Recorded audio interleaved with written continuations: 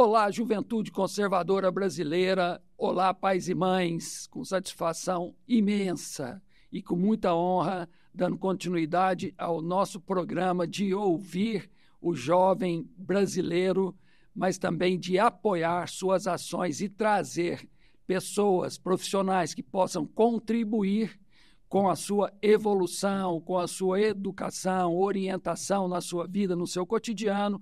Tenho a honra de entrevistar um grande amigo, psicólogo do mais alto gabarito, Ari Pedro Balieiro Júnior. Muito obrigado pela sua presença, Ari.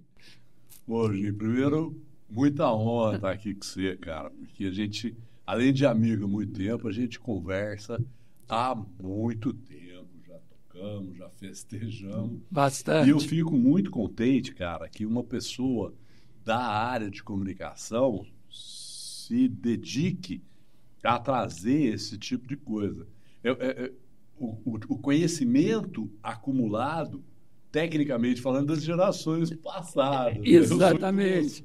E soma-se a isso aquele incômodo que a gente já conversou de ver o que está acontecendo no Brasil de hoje, que é... E no planeta. E no planeta, né? Não é só no Brasil, exatamente. Nós temos movimentos aí que nós vamos falar aqui, a cultura woke, o progressismo, enfim, temas que nós vamos debater aqui, mas que não faz, a gente não traça um paralelo com a nossa juventude de liberdade de luta pela liberdade. De luta pela liberdade. Pô, a gente queria liberdade, cara. Exatamente. E agora a gente estão querendo botar a agenda numa caixinha. Exatamente. Que doideira. E isso passa por uma percepção, não minha, mas de profissionais, de políticos, especialistas, que a educação tem um papel fundamental na situação que nós atingimos hoje, seja pelo patrulhamento e aparelhamento ideológico das escolas, das nossas instituições, uma estratégia que a esquerda vem usando há mais de 40 anos no Brasil, dominando a base da formação dos nossos jovens. Então, eu entendo que o primeiro tema, a gente poderia ir por esse caminho, que é o papel da escola e as consequências sobre as crianças desse que eu pus aqui, patrulhamento. Pôr o óculos aqui. O papel da escola e as consequências sobre as crianças no patrulhamento ideológico envolvendo os seguintes temas: a ideologia de gênero, a linguagem neutra, o próprio patrulhamento ideológico, com viés aí socialista, e também abordar uma questão muito importante que você mencionou na nossa conversa, do briefing, que é sobre o QI, que eu não sei se é dos jovens ou da população brasileira. Da população em geral, mas evidentemente nos jovens isso é muito mais nítido. Então você fica livre para responder o papel da escola, as consequências sobre as crianças no patrulhamento ideológico envolvendo esses temas: ideologia de gênero, linguagem neutra, patrulhamento ideológico e essa questão do QI que você mencionou. Deixa eu começar. Vocês vão desculpar, não é exatamente uma carteirada, mas pode parecer, mas é apenas para mostrar um percurso da minha própria vida. Minha mãe era professora, minhas tias eram professoras. Eu leciono desde 1981, embora não seja a minha atividade principal, eu leciono desde 1981 e foi o meu primeiro trabalho diretamente na psicologia. Eu comecei a lecionar psicologia aplicada à educação em 1981 no antigo curso normal, que formava professores. As minhas filhas são formadas como professoras. A minha irmã é professora. Meu irmão aposentou como professor. Eu sou professor quase que historicamente. E naturalmente. Brotou, né? Na sua essência. Essa... E eu percebo uma coisa que ela subjaz, ela está por baixo desse aparelhamento da escola. O que é um aparelhamento? Um aparelhamento é quando você pega uma instituição qualquer e coloca ela a serviço de um interesse que não é o interesse original daquela instituição. O aparelhamento da escola, por certos grupos ideológicos, que a nós, quando estávamos na escola, era estranho, mas parecia apropriado, porque nós queríamos liberdade, como eu falei no começo. Mas que, na verdade, eu vou ser bem claro para você, brother, na minha percepção, esse aparelhamento ideológico das escolas serve a interesses econômicos muito claros, de grupos muito claros, que são grupos, inclusive, contra os quais a gente lutava. Grandes corporações, e o governo é uma corporação. A única diferença entre o governo e a Pfizer é que o governo tem polícia, pode me prender, a Pfizer não. Certo? Então, assim, eu quero deixar... Mas pode te matar conforme a dose. Sim, pode depender da dose. Pode vender droga. Exatamente. Mas a observação é assim, o que acontece com a escola que apareceu no século XX? Como a escola se articulou? Ela se articulou numa lógica de linha de produção. Você bota todos os alunos lá, submete eles todos ao mesmo procedimento, testa no final, os que passarem no teste você passa para frente, os que não passarem no teste você descarta. E isso serviu muito bem no início do século XX, talvez até a metade do século XX, serviu muito bem como forma de promoção social, porque as pessoas que aprendem a ler e a escrever, que aprendem a fazer contas e a controlar dinheiro, as pessoas se tornam autônomas em grande medida. Essas funções, ler e escrever, entender de dinheiro e saber fazer contas, são fundamentais para você viver num mundo onde, sei lá, por exemplo, eu não sei quem fabricou esse copo, não sei como é que eu obtive essa água e estou tomando essa água nesse copo aqui. Alguém trabalhou para fazer isso. Num passado remoto, se eu não tivesse capacidade de fazer o copo, eu não teria copo. Hoje eu compro, sei lá, essa camiseta, essa sua, esse equipamento aqui. Nenhum de nós é capaz de fazer isso. A gente paga. Então, é uma sociedade que circula a riqueza usando números. E através do conhecimento, né? O conhecimento é uma arma, entre aspas, de evolução. Sim, tecnológica, uma ferramenta. Exatamente. E aí, você falou tecnológica e isso mostra o que... Talvez agora você me deu uma pista interessante para dizer. A evolução a par da evolução tecnológica, ao lado dela, você tem que ter uma evolução da sabedoria. A sabedoria não é o conhecimento, brother. A sabedoria é a capacidade de olhar para o conhecimento e observar como aquele conhecimento se articula com a vida. O conhecimento é o conhecimento. Cara, para fazer um microfone desse aqui, tem uma quantidade de conhecimento necessária que nenhuma pessoa sozinha consegue. Você tem que juntar técnico, engenheiro, ou fazer essa gravação aqui, certo?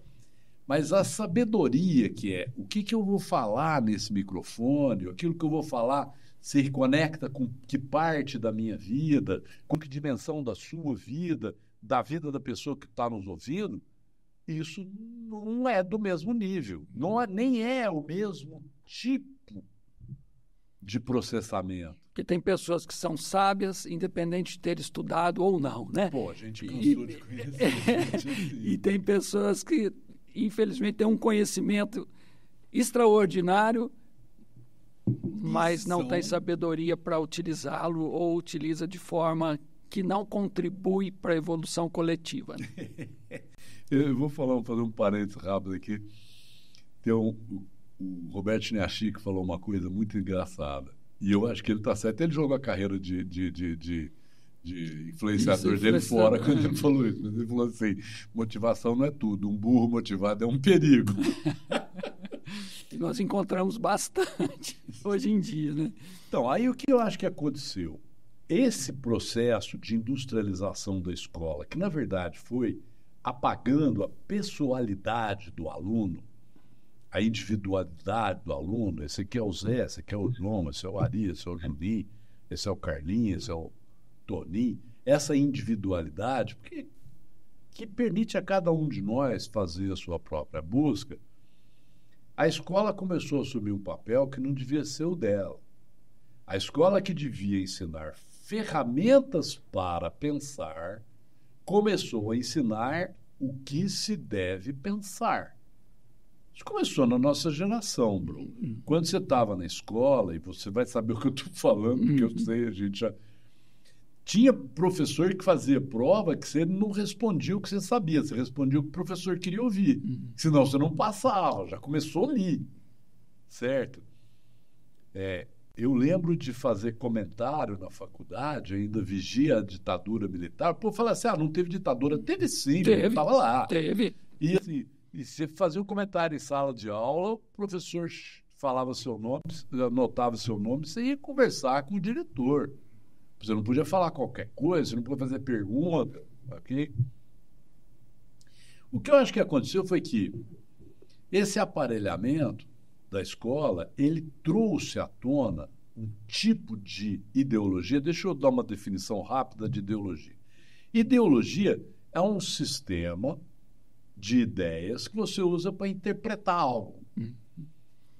Ele está baseado numa função natural da mente. Por exemplo, se eu falar para você assim, cheguei no restaurante, a comida estava fria, você vai interpretar isso como uma crítica, porque a palavra restaurante ativa um pano de fundo e você vai falar, é uma crítica. Se eu falar, cheguei atrasado e a comida estava fria, você vai achar que é uma queixa e não uma crítica, porque a palavra atrasado ativa um outro pano de fundo. A ideologia, ela é basicamente uma forma de organizar panos de fundo. Então, se o cara vem e fala uma coisa como, por exemplo, o mundo, uma besteira marxista que eu reverbero há muito tempo. Detalhe, eu li o Marx, tá legal? Eu não critico o Marx que eu ouvi alguém falar, não. O mundo é uma luta de classe. Se o mundo fosse uma luta de classe, cada vez que uma classe ganhasse, a outra perdia e nada evoluía. Isso é uma coisa idiota. Do ponto de vista econômico, é uma besteira tão grosseira que ninguém leva a economia marxista a sério se passar do segundo ano de cálculo. Porque não funciona. E ninguém poderia pelo menos levar a sério se observasse a história. Não, aí é pior né? Que é o que me incomoda bastante, as pessoas quererem negar o fato histórico, né? Em qual sociedade a economia marxista ou a economia com base socialista deu certo? Não, nós temos dois experimentos. A Alemanha e a Coreia. Foram dois países, mesma cultura, mesma história, tudo igualzinho, dividiram em dois, deram metade para os comunistas, metade para os capitalistas. Quando passou um tempo, a Alemanha Ocidental basicamente comprou a Alemanha Oriental da União Soviética, libertou todo mundo. A Coreia do Norte dividiu em dois. Você vai na Coreia do Norte, as pessoas estão passando fome, cara. A Coreia do Sul se tornou uma potência, cara. Capitalista e distribuição de renda. E o povo está rico, estuda, sabe? E uma das bases desta evolução, ou talvez o pilar mais importante desta evolução na Coreia do Sul foi a educação. Sim, exatamente. E a educação do quê? Você tem que aprender o conhecimento e você tem que ter contato com a sua tradição, com a sua cultura, para entender como se usa o conhecimento, que é a sabedoria. Aí que a gente entra, de repente, com uma das interpretações do conservadorismo. Isso. Porque o que acontece? Cara, eu vou dar um exemplo. Por exemplo, esse microfone pode estar sendo usado para ensinar algo e pode ser usado pelo Hitler para levantar um monte de gente lá para concordar com aquelas bizarrices que ele criou. O que eu acho que aconteceu foi que essa divisão em dois, agora minha opinião pessoal, te mandei o homem que discordava, né, cara? Muito interessante. Eu tenho amigo. Um pissolista discordava. Vou te citar um francano, um sujeito que eu respeito profundamente, chama Luiz Cruz. Para mim, o grande escritor, grande romancista. Fui aluno dele. Francano. Eu sou amigo do Luiz Cruz há um tempo enorme, cara. Eu nunca tive do mesmo lado dele numa eleição. Nunca. Sempre eu votei fiz campanha para o candidato, ele fez pro outro. A gente sempre discordou politicamente. Eu nunca briguei com ele nunca brigou comigo, cara. A gente senta para conversar, a gente fala de poesia, a gente discute política, mas veja... Com respeito às ideias, às divergências. Exatamente. Porque as divergências constroem a convergência, que é o que a gente precisa. Nos ensinam aquilo que a gente não sabe, né, velho? Eu não quero conversar com o que eu concordo, eu quero conversar com o que eu discordo para aprender o que eu não sei. Exatamente. Muito bem colocado. O que eu vejo aí é uma coisa, para mim, é muito séria isso. Então, o que aconteceu? Começou-se num primeiro momento, reprimiram-se os corpos. Todo mundo fica sentado em fila e tá. Não educaram os corpos, reprimiram os corpos. Há uma diferença entre você é atleta, que nem eu fui, porque agora eu estou muito velho, minha mãe foi atleta. Você educou seu corpo, eu eduquei meu corpo. Aprendi a esperar, aprendi a falar, aprendi a levantar, projetar a voz, aprendi a jogar bola, aprendi a jogar, aprendi até a lutar boxe na escola. É engraçado falar, mas eu aprendi. Ok? Tá. Não, o corpo começou a ser reprimido. Você não pode levantar, você não pode falar, você não pode não sei o quê. Real. Só que essa repressão do corpo foi essa contenção do corpo que é necessária para você viver em sociedade. Eu não posso dar um soco numa pessoa, se eu esbarrar em alguém, tem que pedir desculpa. É preciso conter o corpo. Ela foi seguida por uma contenção da mente. Isso você não pode pensar. Não, você não pode pensar desse jeito. Não, você não pode pensar daquele jeito. E aí, vou para o último item que você falou. Começou-se a criar uma sociedade burra. Uma sociedade que se divide entre X ou Y e só usa o ou entre X e Y. E não usa o E. Não usa o E. É uma sociedade muito burra. Por quê? Porque o que eu erro, se você discorda de mim, você vai apontar. O que você erra, se eu discordo de você, eu vou apontar. Se a gente está disponível para o diálogo, eu vou aprender, você vai aprender. Foi se rompendo o diálogo com a aparência de diálogo. Esse que é o grande problema, né? Que entra onde nós vamos discutir mais para frente um pouquinho, que é a questão da distorção, da mentira. Começaram a perguntar para as crianças a opinião delas antes que elas tivessem o conhecimento necessário para sequer formar uma opinião. Vou contar uma história que aconteceu com a minha filha. Minha filha, eu tenho um livro chamado As Viagens de Gulliver, e o Gulliver, ele vai para um país onde pessoas muito pequenas, ele é um gigante, ele se relaciona com o país e começa a ajudar o reino e tal, não sei o quê. E há um momento em que ele já é um herói da sociedade, ele pega fogo no Palácio da Rainha, ele faz xixi para apagar o fogo, porque não dá tempo de correr para buscar água. E aí a rainha é obrigada a expulsar ele do reino, porque ele fez xixi em público, não podia fazer xixi em público no Palácio da Rainha. Uma professora perguntou para minha filha, assim, minha filha estava na primeira série quinta série, hoje seria o 6º ano. Ela pegou e entramos no carro, ela falou, se a professora pergunta em sua opinião, ela pode estar meio certo. Minha menina tinha 11 anos. Eu falei, cara, se ela pergunta sua opinião, ela não pode estar nem certo nem errado. Se ela pergunta sua opinião, ela tem que aceitar a sua opinião. Mas a pergunta começou assim, em sua opinião, e ela me contou. A professora perguntou, o professor estava... Foi justa ou injusta a punição do Gulliver? Eu falei, filha, o que você respondeu? Ela falou, eu respondi que foi justa porque ele rompeu a lei. E foi justa porque não considerou que ele salvou a vida das pessoas. A pessoa tinha que dar certo, né? Porque ela deu os dois lados da opinião. Ela disse que foi justa... Porque cumpriu a lei. E foi injusta porque não levou em conta que ele salvou a vida. Ela deu uma resposta... Brilhante. Brilhante. E a professora deu meio certo. Como assim?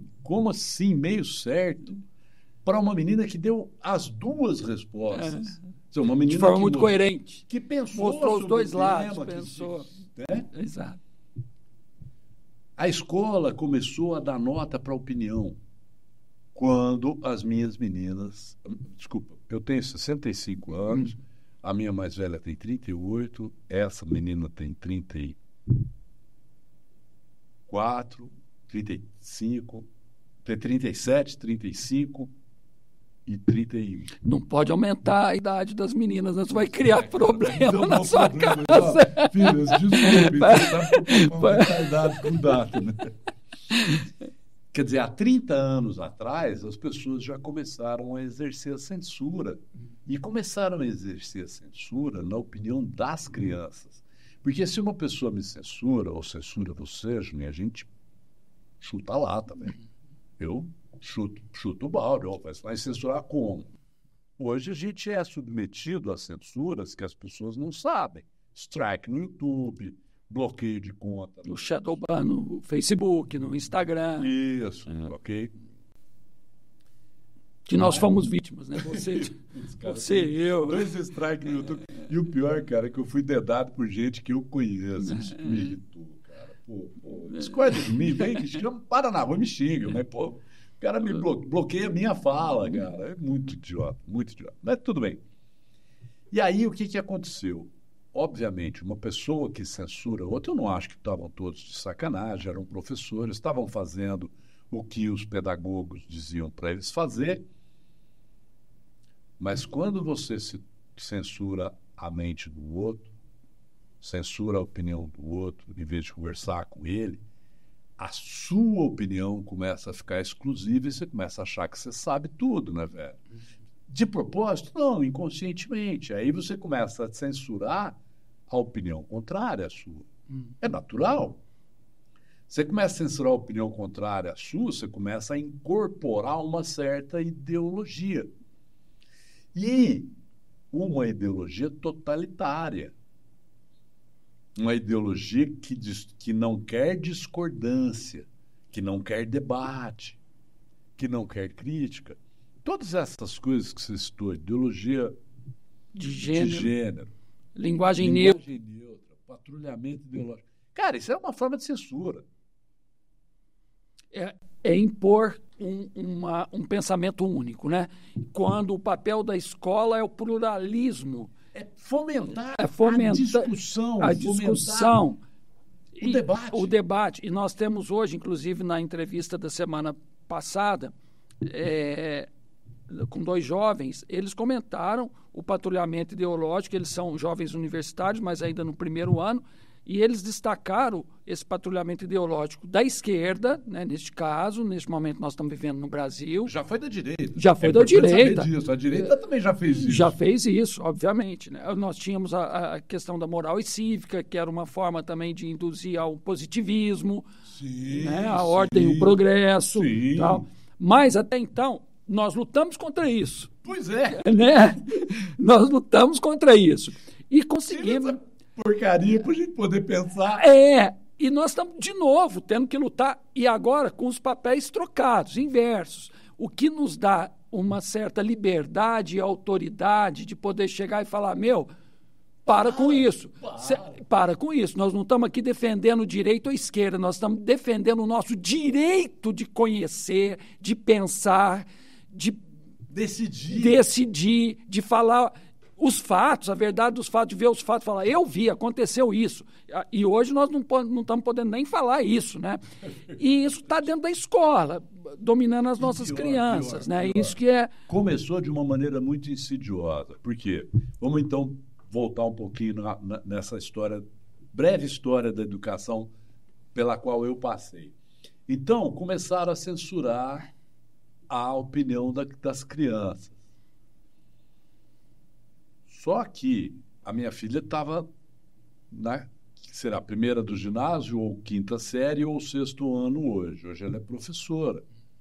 Se ela não tivesse a chance de ir em casa, aqui vai uma coisa para os pais, hein?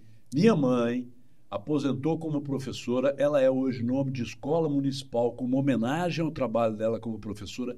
Ela sempre falou para mim... O nome dela, por favor. Luzinete Cortez Balheiro. Ela foi campeã brasileira de basquete também, é armadora da seleção brasileira. Olha, cara, não sabia dessa história. Não tem a história. Essa é uma das coisas que a história que as mulheres têm que reclamar mesmo. A história feminina do basquete não conta. Puta merda. Mas assim, minha mãe falava para mim quando eu era moleque, respeite seus professores, mas não acredite neles. Desculpa. Sem problema. Verifique por si mesmo. Vai lá ver se o que eles estão falando é verdade. Respeita eles, Mas não acredita, não.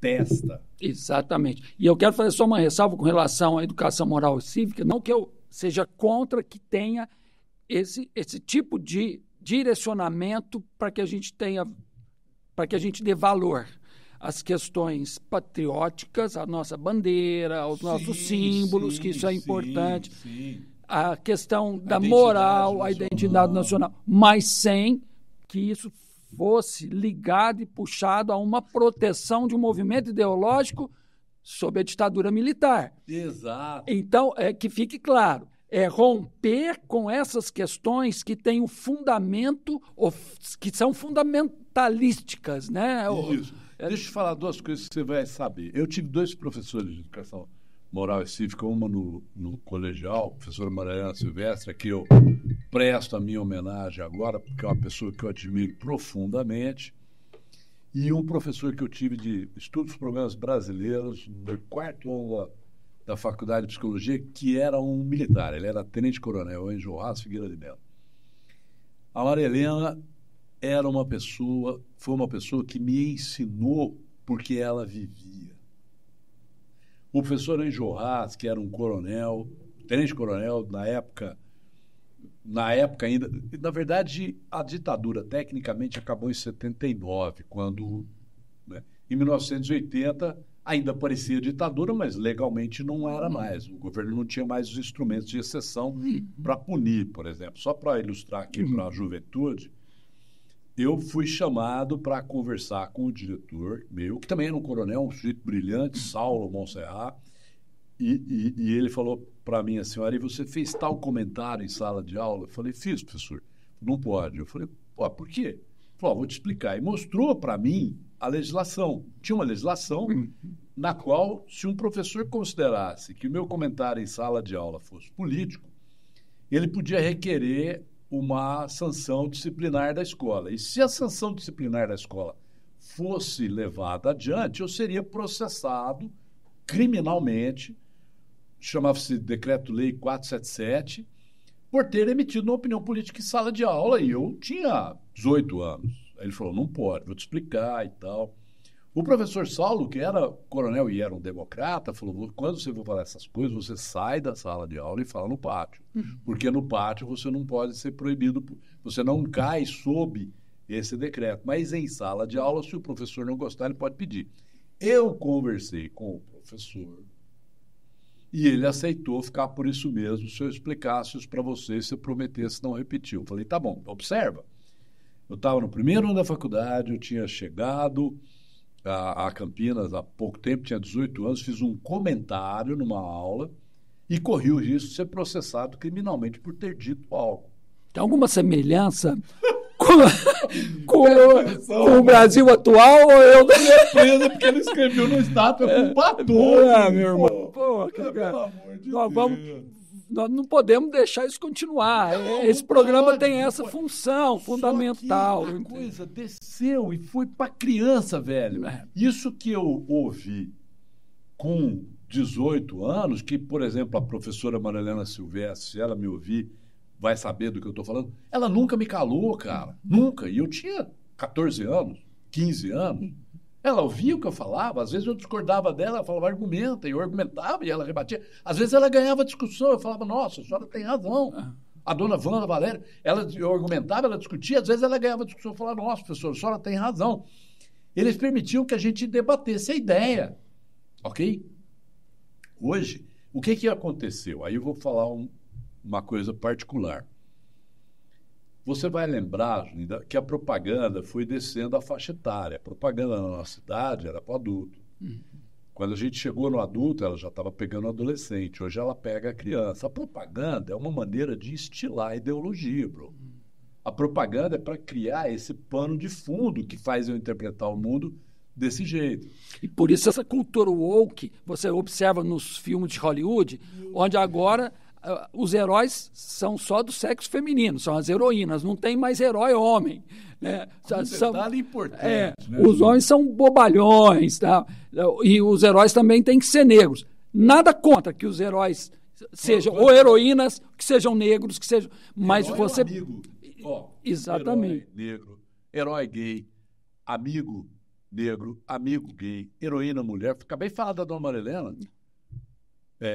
Amiga mulher. Cara, a gente tinha tudo. A gente se conectava com as pessoas nesse nível social. Exatamente. Agora, os caras desceram a ditadura para o cotidiano, porque eles educaram as crianças. Eles ensinaram às crianças que o mundo é em preto e branco. Não, brother, entre o preto e branco tem uma quantidade de cinza. Exatamente. E você não é o dono do preto e do branco. Você é apenas um espectador, parte daquilo. Eles criaram, para só traçar mais um pouquinho esse paralelo com a cultura woke, para que fique um pouco mais claro para os nossos ouvintes e telespectadores, ela tem basicamente pode até ter surgido como uma ideia benéfica, muito ligada ao Partido Democrata nos Estados Unidos, enfim, da proteção das minorias, né? As minorias negra, mulher, enfim, tinha base legítima. Era tal. Uma reivindicação correta. Tanto que a minha mãe não está na história do basquete. Exatamente. Então, sim, tem que se resgatar, tem que fazer todo o esforço do mundo para que essas pessoas tenham os mesmos direitos e deveres que todos, né? Porque são pessoas. E vão fazer escolhas que afetam a vida delas. Exatamente. Então, essa minoria identitária ou essas minorias identitárias que a cultura woke se apropriou para criar a divisão é o que nos preocupa. Então, é o branco contra o negro, é sempre o oprimido e o opressor. É o opressor e o oprimido. O rico oprime o pobre, sempre conflito. É sempre debate, não. Amizade. Não. Nunca é diálogo. O rico oprime o pobre, o branco oprime o preto, o hétero oprime o gay, o homem oprime a mulher e por assim vai. Oprime a criança. E isso tomou toda a discussão, todo o debate público e com um agravante. Não é um debate. É uma imposição, é uma carteirada. Tem que ser, eles são contra mesmo, é um contra o outro e vamos usar disso para dividir a sociedade. E as crianças são o alvo preferido disso. Você concorda? Assustador. Vocês procurem a informação, não usem os meios de busca mais conhecidos, porque eles são censurados, ok? Mas vou te dar um fato assustador, 2 fatos assustadores. Puberty blockers, bloqueadores de puberdade, foram drogas desenvolvidas pelos nazistas para castrar quimicamente pessoas que não eram da raça ariana. Hoje são dadas, ainda são dadas para crianças pré-adolescentes nos Estados Unidos. Em 2022, a indústria de puberty blocks, de bloqueador de puberdade, faturou $8 bilhões. Dá para comprar todos os deputados, bro. O governador da Califórnia baixou uma lei não sei se um mês e meio, se for... Que é um estado mais bizarro de hoje, governado por democrata, por um democrata, um governador democrata. Ele baixou uma lei que se o menino manifestar o desejo de mudar de sexo na escola primária, os professores não podem contar para o pai dele e a escola tem que oferecer um tratamento médico a despeito dos pais. Ô, velho, peraí, cara, isso é abuso de criança. Se o cara fizer um negócio desse com minha filha, cara, tem conversa, vou pegar o cara na rua. É isso que a gente precisa, pais e mães, nós precisamos vigiar. Entender o que a gente tem que vigiar, porque isso aí não é nada diferente de um tarado que pega a sua filha na rua, não é diferente, é a mesma coisa, com uma diferença pior. O tarado que vai dar puberty blocker para uma criança tá ganhando dinheiro, velho. E muito. É a indústria farmacêutica. E aí, desculpa, eu fico indignado. Eu tenho vontade de sair batendo em gente. Mas vamos fazer o seguinte, vamos tomar um cafezinho então para a gente esfriar, baixar a temperatura, que realmente é revoltante. E daqui a pouquinho a gente volta. Esse papo aqui super interessante com o Ari Pedro Brasileiro Júnior, psicólogo meu amigo, com muita honra. Obrigado, Ari. Obrigado.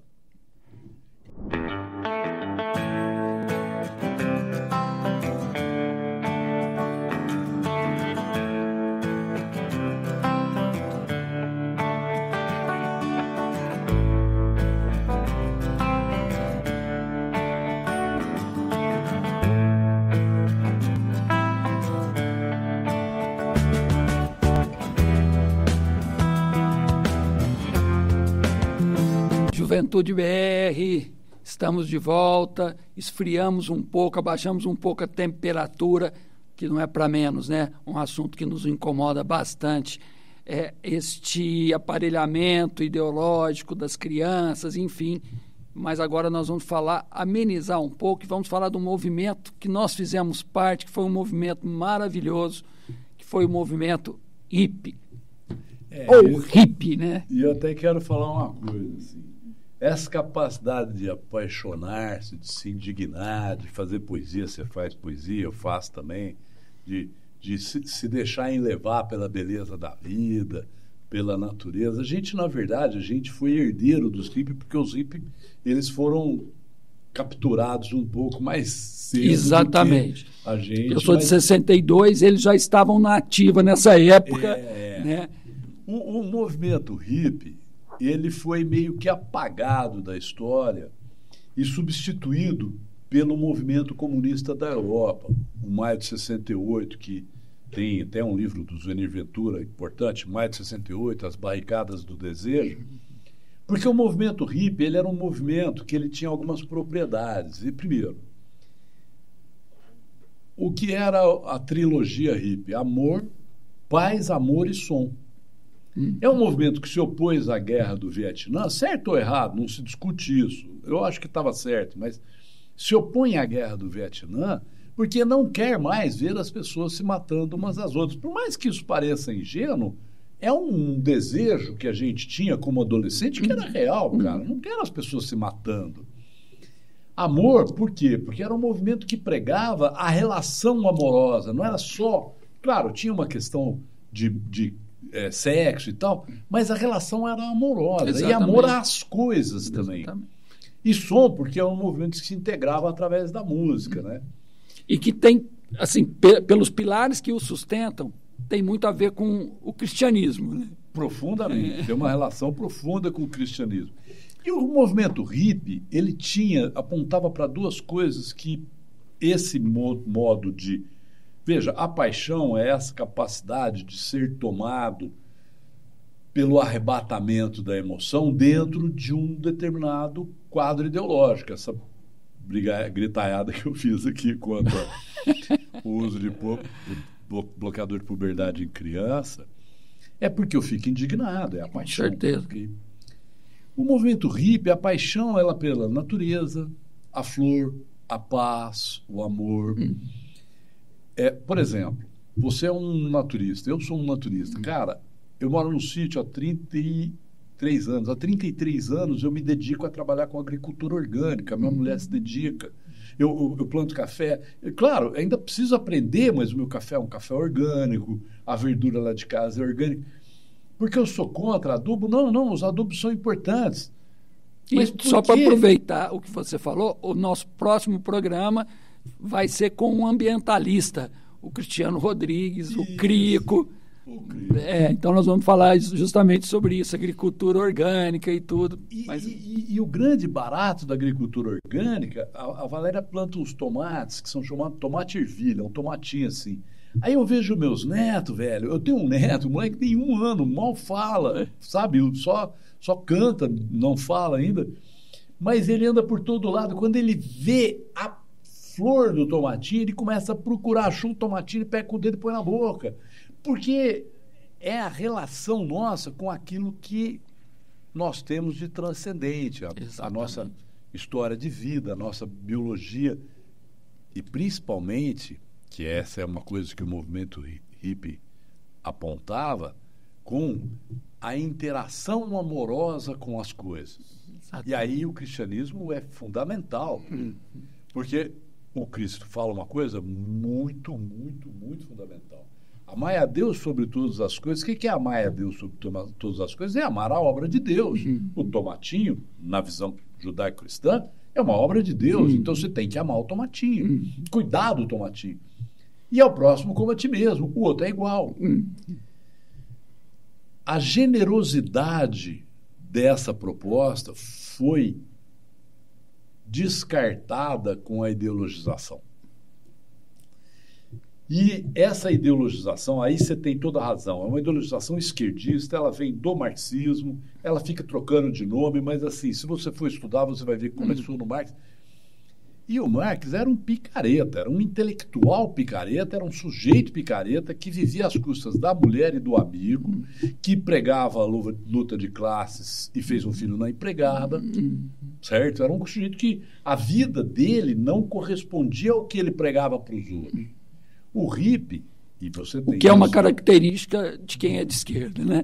Fala desse grupo. Esquerda, exatamente, muito bem colocado, porque eu falo sempre que eu tenho oportunidade, eu não sou contra a esquerda, fui da juventude PSDBista, fui filiado ao PSDB durante vários anos, eu me considero uma pessoa de centro-esquerda, não sou contra a esquerda, eu sou contra o que se tornou a esquerda no Brasil sob o lulopetismo. E concordo plenamente, assino completamente embaixo. E vou dizer um negócio, inclusive. Eu tenho falado para as minhas filhas, por exemplo, eu tenho colocado minhas filhas para ouvirem, por exemplo, a Camille Paglia. Eu vou dar o credencial da mulher. Ela é italiana, professora de teoria da arte, foi lecturer em Harvard anos e anos, é feminista, é lésbica, é gay, tá ok? Você precisa ouvir a mulher, ela vai falar exatamente isso. Por que jogaram a beleza fora, brother? Exatamente. A beleza foi jogada fora, como se qualquer coisa fosse bonita. Exatamente. E isso é um problema que está afetando as universidades públicas, que naquele programa Unitopia, da Brasil Paralelo, eles abordam justamente isso. Está aumentando o índice de suicídio de alunos das universidades públicas. Por quê? As universidades públicas mataram a beleza. Elas estão destruídas, elas são verdadeiro lixo. Isso cria um clima de angústia no aluno, porque a beleza, a arte serve para isso, para nos despertar. A natureza, bro. Exatamente. Você pega uma bicicleta, começa a andar, você vê um IP. Aqui a gente tem muito IP na nossa região, você vive... eu vivo pedalando em VNP. Você pega uma bicicleta, você viu o IP, cara, é uma explosão de amarelo no meio de uma matinha, cara. Às vezes você para, aqui em Franca tem a gente para para fotografar. Eu paro.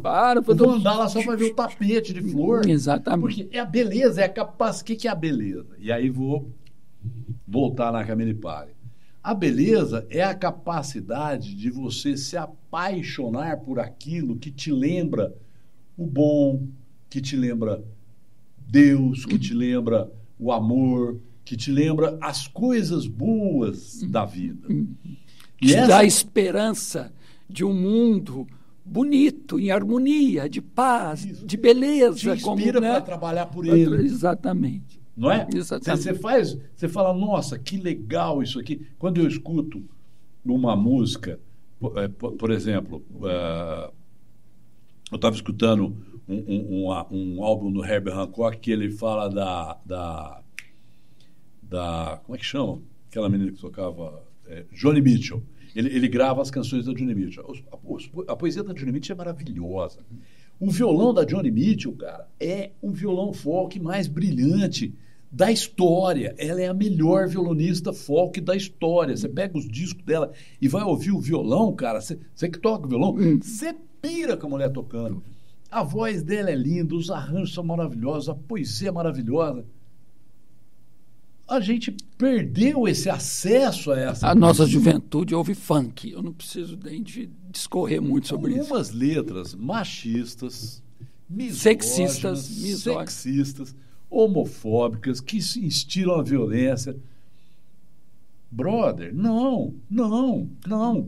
E aí, o que eu acho que acontece? Quando você reduz o espectro de coisas que a pessoa vivencia, ela continua procurando a beleza, mas ela não sabe direito o que é belo. Então volta na criança. E aí, como ela não vivenciou aquela beleza, por exemplo, do tomatinho ou do ipê, porque ninguém parou com ela e falou... E esse convívio com a natureza, cientificamente já comprovado, é altamente cognitivo, aumenta a cognição. Exatamente, é central. É o principal antídoto para a tela que está escravizando a molecada. Você olha para uma árvore assim, cara, uma árvore normal, verde, você acha 55 tons de verde numa árvore, brother. Isso, o que é isso? É aprender a ver. Você senta, escuta um passarinho cantando, o outro respondendo. O que você está aprendendo? Você está aprendendo a ouvir, aprendendo a ouvir o quê? Aprendendo a ouvir a beleza, aprendendo a ouvir. E a melodia da vida. A melodia. A melodia da vida. Conversar com o poeta. E aí o que eu vejo? O que eu vejo é que aquilo que a gente reprovava, criticava, atacava na ditadura militar, no capitalismo predatório, aparentemente os caras ganharam a guerra, trocaram de bandeira e ganharam a guerra. A gente está sendo comandado por corporações, a Disney... Exatamente, eu disse isso aqui num dos programas. Corporações que, para ganhar dinheiro, vão sequestrar nossos filhos. A gente está sendo... E eles estão falando para a gente que isso é em nome da liberdade. Exatamente. Pô, peraí, velho. A liberdade é de discordar, a liberdade de concordar não precisa, velho. Não é? Isso aí, exatamente. Eu acho que essa perda desse aspecto belo, apaixonado, que os hippies tinham e os caras de 68 não tinham. Tá, vamos estudar história. Daniel Cohn-Bendit, um dos líderes das Daniel Cohen, né, na França, em Paris, com o movimento de 68, dos estudantes, que acabou se tornando uma revolução no país. Né? Isso, mais ainda. Esse cara, que era o Dani Vermelho, o Dani Rouge, que era o líder da... Vai ler o livro do Zuenir Ventura, vocês vão achar isso aí. Esse cara foi um dos fundadores das Brigadas Vermelhas, que sequestravam pessoas e matavam essas pessoas por dinheiro. Por dinheiro. Tá, não, mas estamos a favor da revolução. Peraí, velho, a favor da revolução faz com o seu dinheiro, mas não, você me sequestra, me mata, porque a minha família não te deu dinheiro. Quer dizer, construíram uma mitologia. Por exemplo, esses Zé Dirceu, todos esses caras que ocupam o lulupetismo que você citou, não gosto muito de entrar nesse assunto, mas claramente, você volta no tempo, nenhum desses caras estava lutando por democracia. Todos os programas de todas as tendências estudantis, eu li os programas, Juninho. Eu li os programas, eu estava lá. Você tem autoridade para falar. Eu estava lá, eu vi. Por isso que eu te convidei. Não, eu gostaria de deixar isso claro. Nós temos uma amizade de longa data. É verdade. Mas quando eu busquei a analogia do meu perfil de programa com o meu objetivo de programa, eu falei, eu preciso de um psicólogo. Qual o primeiro nome que me veio? Ari Pedro Balieiro Júnior. Pelo seu posicionamento combativo, desde moleque. Desde moleque. Sempre você foi para frente, e falante, e questionador de tudo e tal. Falei, é ele que eu tenho que trazer, e está sendo uma grata satisfação, e comprovadamente eu acredito que eu tenho acertado. Desculpa aí se eu estou sendo prepotente.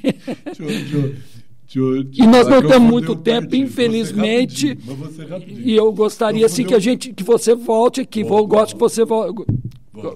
Quero que você volte aqui.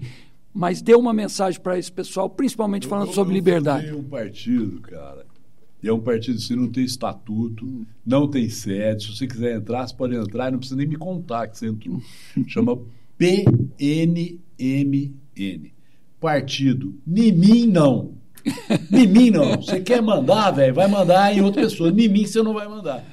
E o slogan, eu peguei de um cara que eu conheço, um movimento anarcocapitalista. Eu não me filio a correntes, mas o slogan é torne-se ingovernável.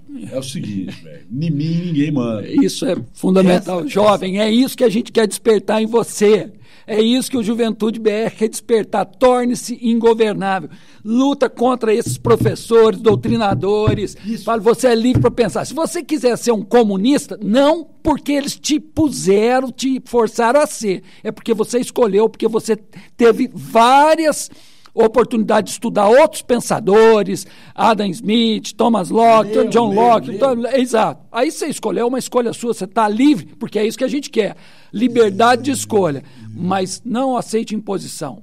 Exatamente. E a mensagem que eu queria dar, cara, é uma mensagem assim.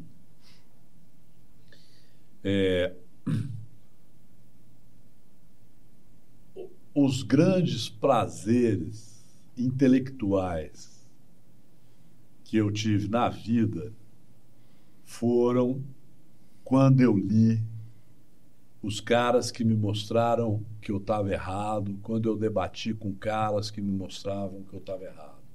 Quando pessoas me falaram coisas do tipo assim, cara, você está errado. Mas por que eu estou errado?